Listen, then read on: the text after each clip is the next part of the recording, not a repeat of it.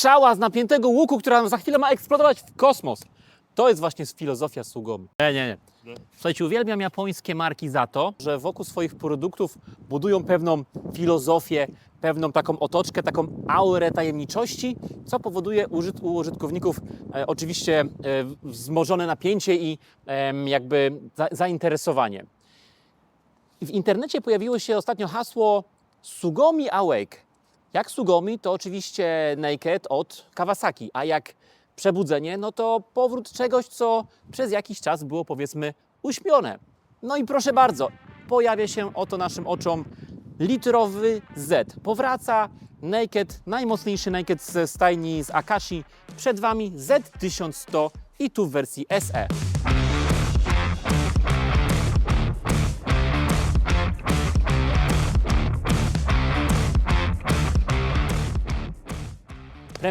Premiera.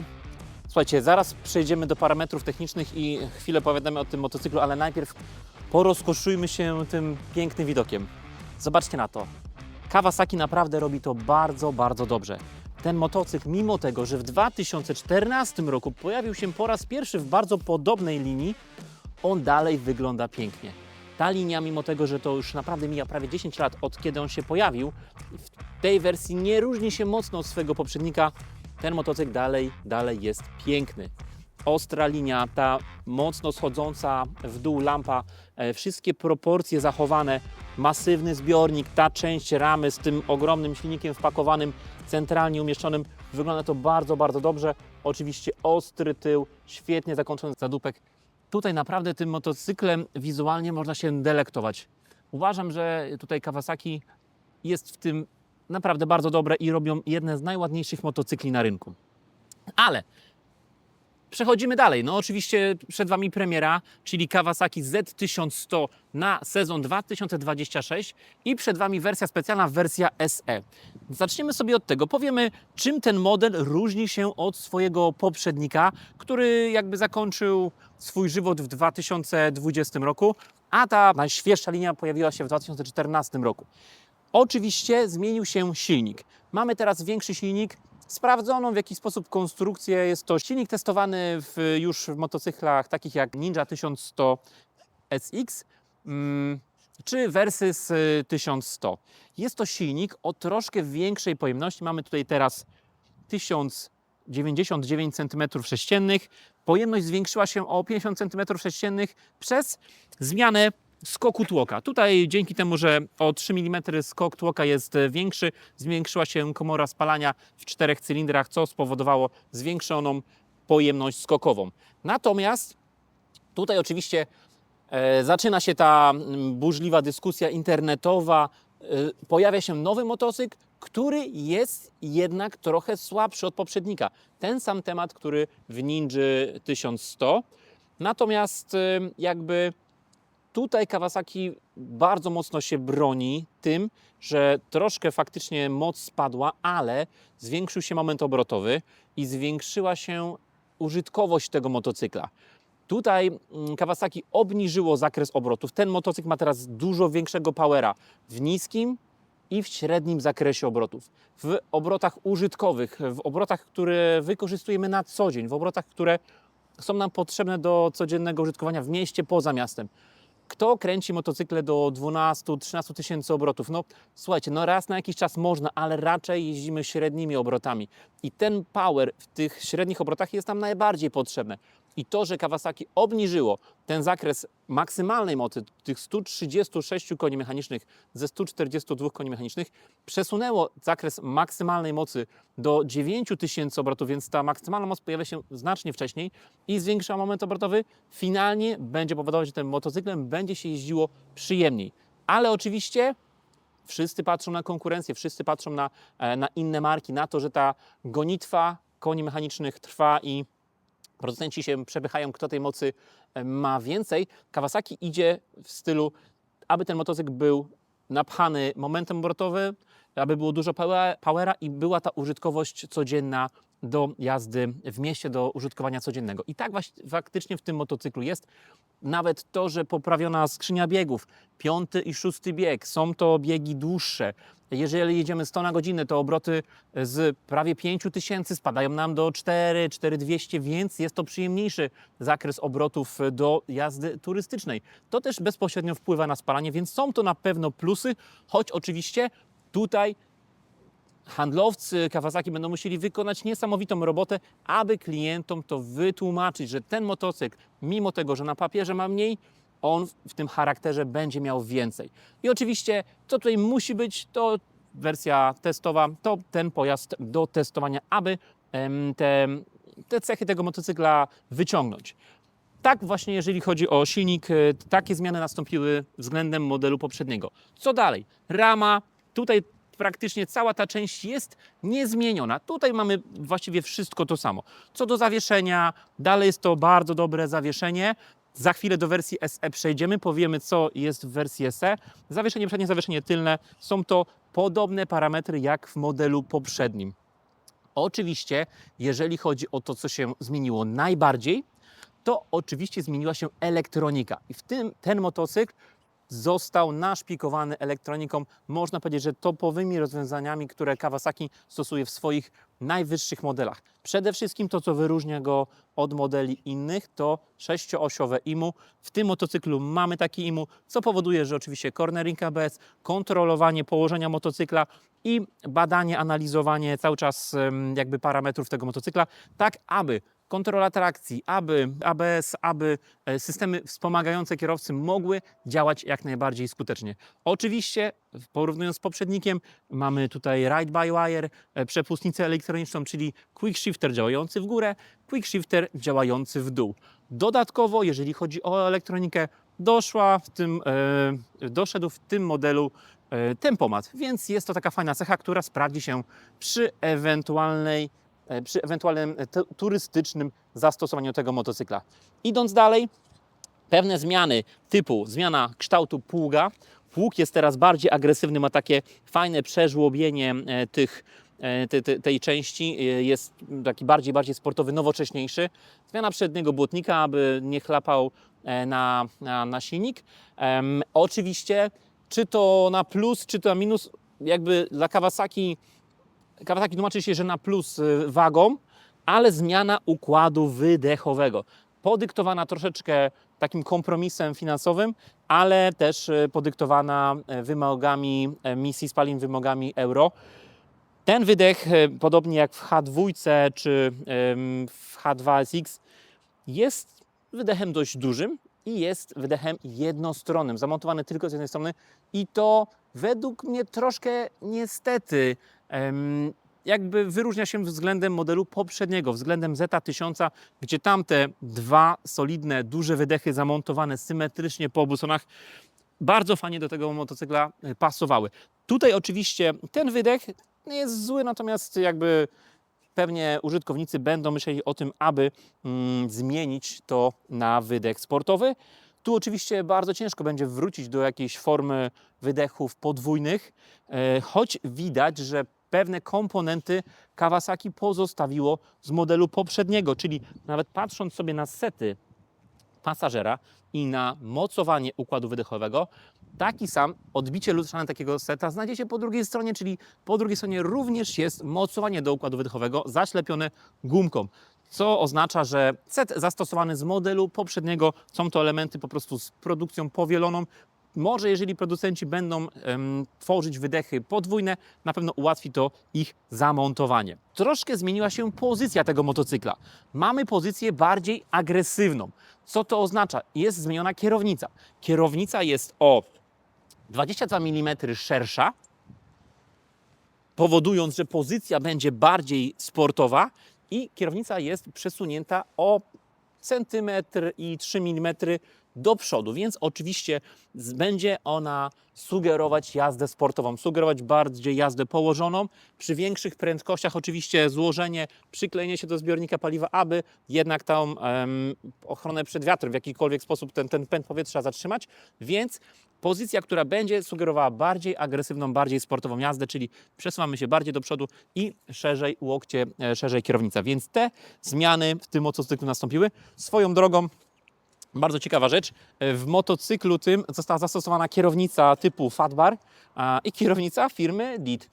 DIT, marka japońska, która jest znana z z produkcji napędów. Tutaj tworzy kierownicę, czyli bardzo solidny produkt, japońska kierownica, więc na pewno jest to topowa jakość i topowa produkcja. Tutaj przed Wami wersja SE. Wersja SE oczywiście jest to wersja specjalna, która wyróżnia się pewnymi bardziej sportowymi cechami, bardziej sportowymi elementami. Jeżeli chodzi o główną różnicę, jest to oczywiście tylny amortyzator szwedzkiej marki Öhlins. Jest to amortyzator S46 z dużym tłokiem o średnicy 46 mm. Amortyzator, który ma wyciągniętą regulację napięcia wstępnego sprężyny, wyciągniętą na zewnątrz, aby łatwiej nam było to regulować i dopasowywać do obciążenia motocykla.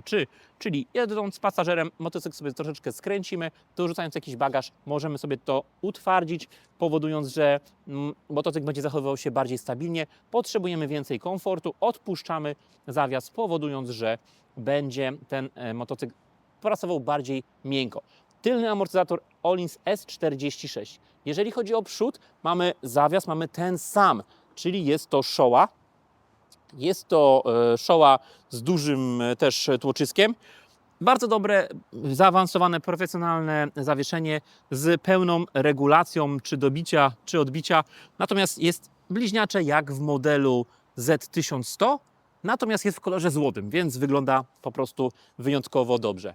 Oczywiście pierwsze, co nam się rzuca w oczy, to hamulce. Hamulce od Brembo, zaciski hamulcowe, monobloki radialnie zamocowane, czterotłoczkowe po 32 mm każdy tłoczek, więc bardzo dobre heble. Podobnie tarcza hamulcowa, również Brembo, stalowy oplot hamulcowy, pompa Nissin radialnie zamontowana, nie jest to Brembo, tylko jest tutaj Nissin.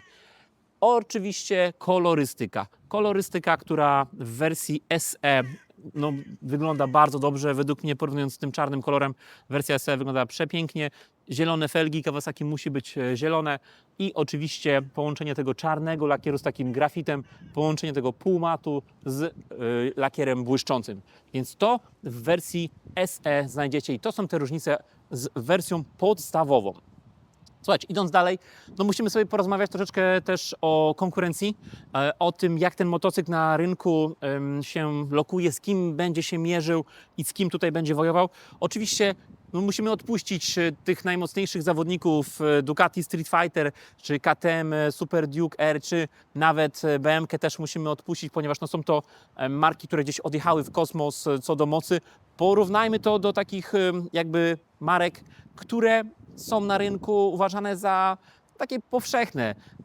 Honda, oczywiście Hornet 1000, który w tym rynku wojuje ceną, natomiast też trzeba zwrócić uwagę na to, że to też jest motocykl troszkę taniej zrobiony.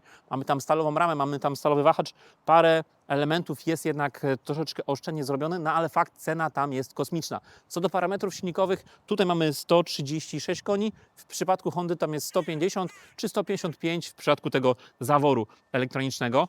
Natomiast tutaj faktycznie momentu obrotowego mamy więcej, prawie 10 N więcej momentu na korzyść Kawasaki, więc ta odczuwalność z jazdy, znowu ten power będzie lepszy na pewno dla Kawasaki. Też ciekawą konkurencją na pewno do tego motocykla będzie Suzuki GSX-S 1000, który też dysponuje świetnym piecem o mniejszej pojemności, znowu z mniejszym momentem obrotowym, bo tam około 105 N, tutaj 113, natomiast 152 konie mechaniczne kontra 136 przy Kawasaki. Co do wagi, przy tych wszystkich zmianach, przy tych wszystkich nowościach 221 kg z pełnym zbiornikiem paliwa. Zbiornik paliwa 17 litrów. Konkurencja będzie minimalnie lżejsza, parę kilogramów różnicy na korzyść konkurencji. Te motocykle będą po prostu minimalnie lżejsze. Natomiast chyba nie ma co ukrywać, żaden z tych motocykli nie dorównuje naszemu Z-owi estetyką, linią, no i tym stylem. Uważam, że ten motocykl po prostu jest piękny, jest wyjątkowy i jeżeli ktoś kupuje motocykl oczami, nie jest jakby użytkownikiem, który musi mieć po prostu power i to jest najważniejsze, to ten motocykl naprawdę sprawdzi się świetnie. Aż cieszy się mina, jak na niego patrzymy. Ta maszyna naprawdę wygląda bardzo, bardzo dobrze. Porównałbym to jeszcze z Power Nakedem od Yamahy, natomiast tutaj niestety MT-10 wylatuje chwilowo z oferty. Nie będzie tego motocykla przez jakiś czas na rynku. Mamy nadzieję, że jak najszybciej wróci. Natomiast tam oczywiście 167 koni mechanicznych, litrowy silnik z tym wykorbieniem Crossplane. Natomiast ten motocykl też był troszkę droższy niż te motocykle, o których rozmawialiśmy. A jak to wygląda w przypadku ceny? Jeżeli chodzi o podstawowego Zeta, mamy tutaj Z1100 w granicach 55 000 złotych, więc podobnie jak Suzuki, oczywiście drożej od Hondy, ale no, tak naprawdę cena Hondy jest w jakiś sposób mocno zaniżona lub jakby jest wyceniona, można powiedzieć, dobrze, natomiast ciężko konkurować z taką ceną. Oczywiście komponenty tego motocykla są według mnie znacznie lepsze, podobnie w przypadku Suzuki, natomiast oczywiście te motocykle będą droższe. Co do wersji SE, oczywiście za te wszystkie smaczki, za te wszystkie złote dodatki, za zawias Olinsa musimy dopłacić prawie dyszkę, bo Z1100 wersji SE będzie kosztować okolice 64 000 złotych. Natomiast co według mnie, z jakim problemem jeszcze może mierzyć się Kawasaki z tym modelem na rynku?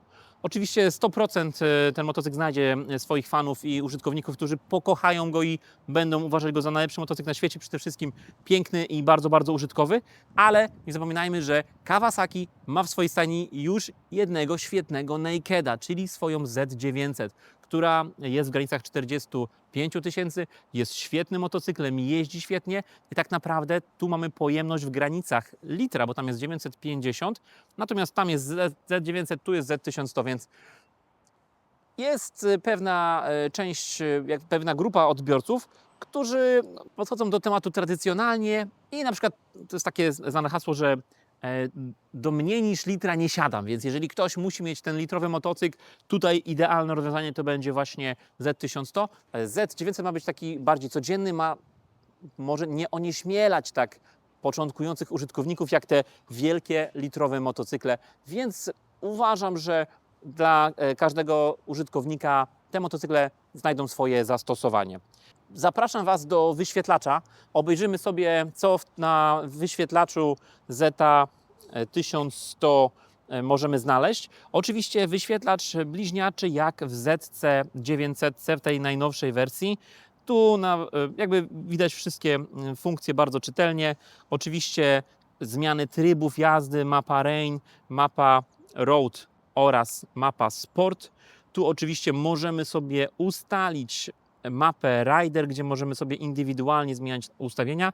Oczywiście ustawienia lampka informująca nas o przekręceniu obrotów, quick shifter, lampka immobilizera. Tutaj dwa tematy wyświetlacza, które możemy sobie zastosować. Temat pierwszy, który widzieliście, oraz temat drugi, który można też w Z900 znaleźć. To jest ten temat, który jest połączony z tym żyroskopem pokazujący nam przechył i w takiej wizualnej skali, ale też na wyświetlaczu możemy znaleźć ten przechył no po prostu w cyfrach.